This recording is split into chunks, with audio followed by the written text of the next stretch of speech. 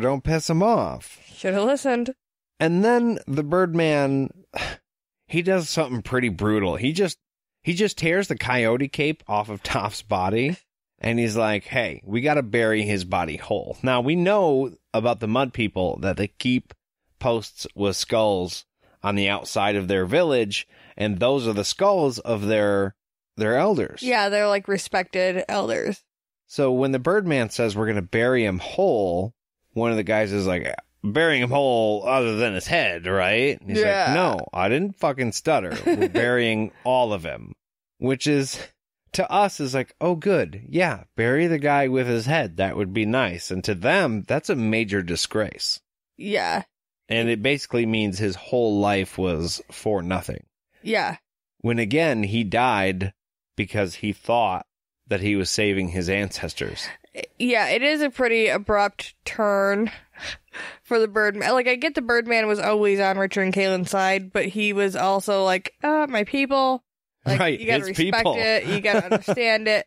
But at this point, he's like, nah, fuck this guy. Like, abruptly, fuck this guy. We should spit on his grave. According to the Mud People, Toph didn't do anything wrong. He was trying to keep everybody safe, including his elders or his ancestors, because they're important. But, I mean, you can't cross Richard and Kaylin, otherwise you're dead. Or maybe it's the Birdman and his ego going crazy, because Birdman was like, tone it down, calm down, everybody. And Toph was like, no, we're not going to. And maybe he wasn't listening to Birdman, and Birdman's like, you know what? Fuck that guy. Fuck that guy. Anybody else want to stand up to me? Because right? It's not going to turn out well. Yeah, you're an elder. I'm the fucking Birdman, okay? Fuck with me. So because Toph dies, now they need a new elder. And surprise, surprise, Svidlin gets called up. I thought it was a little funny because last chapter, Kaylin wished that he could just hurry up and become an elder already. And then in this chapter, that fucking happens. It was a little bit like, oh, this thing happened, and now everything that we wanted to happen is coincidentally gonna happen right now. We're not gonna, take a second to absorb the fact that this happened, okay? We're gonna name a new elder right fucking now. I'm gonna pick him by myself. It's gonna be the person that the outsiders want to be. And, we're gonna do this shit. Right. So basically what happens is they show up, they kill an elder, and then they get their way for the rest of the chapter. But yeah. It's like... dirty fucking pool is what it's like. Yeah. Things didn't go the way they wanted, so they threaten the life of a child and then use that to their advantage after murdering an elder. And not only that, the rest of the elders... now they're kind of groveling at Richard's feet. They all get in a line in front of him, and one of them, he makes a speech like, let me speak from the heart. We basically apologize, and if my apology is not good enough and my support of you now is not good enough, then you can strike me down and find somebody who's more worthy to basically give you their approval. Basically, we fucked up. Sorry. Yeah. So then Richard does the weird thing that we talked about, like in the 3rd chapter, when the soldier cuts up his arm and makes his arm bleed, and he's getting ready for a murder, for an execution. Super counterproductive, though. Still, I will maintain this. Infection is just gonna be a breeding everywhere. Rampant. Yeah. That, and I mean, it takes a lot of strength to get all the way through somebody's neck. I mean, sure, you can get halfway through, but to get all the way through, you need your energy. And this is not helping that. Yeah, how sharp is his sword? Because if it's super sharp, it's probably going through, more than just the top layer of skin. I want to quote my ever sharp theory. I don't think the Sword of Truth ever gets dull. I think it's that magic. So he can do some fucking damage to his arm when he's just trying to do a little nickaroonie. Right. A little nickarino. Then he says the most baddest ass of all lines, blade be true this day. And I'm seriously considering getting that tattooed some point. I don't know when, I don't know what, but I think it's going to happen. Anyways. Down your left forearm with a blade. Oh, that's such a good idea. Oh, that's happening. I got to draw that up so I can start getting better ideas. So then Richard uses the magic of the sword to determine the elder's guilt. So he holds the sword up to his forehead, and then he raises the sword up above his head, and he tells the elder that's in front of him to look up at him. He's like, look at me. Look at me, you fuck. And then Kaylin, and she's trying to be cool. She's like, Richard, they don't speak your language, so... And he's like, well, then fucking tell them. Like, we're doing this now. She tells him, and the guy shows no fear. He just looks up at Richard. At the crazy person who's screaming at him. Right. Like, he had to have that thought. Like, is he talking to me? Oh, fuck, he's talking to me. Dude, I don't know what you want. I want to keep you happy, believe me. I'm not in a position to argue. Yeah. But, like, you've been using a translator the literal rest of the time you've been here. And then I kind of felt like Richard wasn't going to do it. Like, he'd be like, okay, we're cool. I scared you enough. But he doesn't. He fucking brings the sword down, and it stops an inch away from the elder's face. Yeah.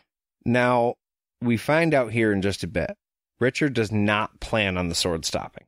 He was gonna kill the dude. In front of everybody. In front of everybody. They crossed him that much that he was gonna murder them. And I feel like if Tofalar was the main reason that you got denied in the first place, and the rest of the guys are saying yes now, I get the trust issues you're gonna have with that. But isn't it worth you being able to continue on? Or is it he's hesitating because he doesn't know if they're going to give him true information now as far as directions to the box? Well, I don't know, but my thing was, I don't know what really changed as far as a hot minute ago, you're like, I can't kill any of you because then I wouldn't be any different than Dark and Rawl. And now, after you saved one of their children, you're like, actually, fuck you for that. And I am going to kill you. Right. I mean, yeah. Yeah, it's bad timing. Yeah. He should have done it the first time. But then, I mean, he would have broken his own promise. So you can't do that either. Yeah, he would have been a shit if he did it then. So, by default, he's kind of a shit for trying to do it now. But it doesn't work, so everything's fine. Right. Yeah. That's another thing it says a little bit later in the chapter. He doesn't have to live with the deed, but he's always going to have to live with the intent. He knew that he was going to kill him. Yeah, well, I mean, I feel like that is true of, like, or it should be true of, like, most things in life.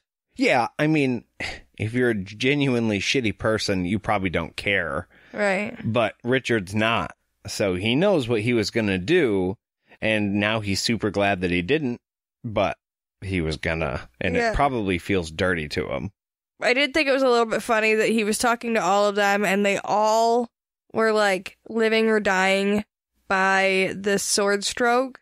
Like, if he would have killed Caldus, he would have had to go down the whole line one at a time. I don't know. Maybe he would have picked and choose. Like, you, and you. The rest of you are going to die. Sorry. I don't like your eyebrows, so you're going. Right. But you're cool. You didn't say God bless you when I sneezed. But the only person who actually has to, like, sit in terror and, like, piss himself because he thinks he's literally going to die is Caldus. Everybody else gets a pass. And he didn't even do anything. It made it so much worse that he has to look at Richard because logistically he's on his knees in front of Richard. Richard has the sword above his head, which means he's going to come straight down into Caldus' face. He's not cutting off his head like neck-wise. Right. He's coming straight down, forehead to the nose. So this guy literally has to watch it coming. Nobody would, like, I wouldn't be able to do that.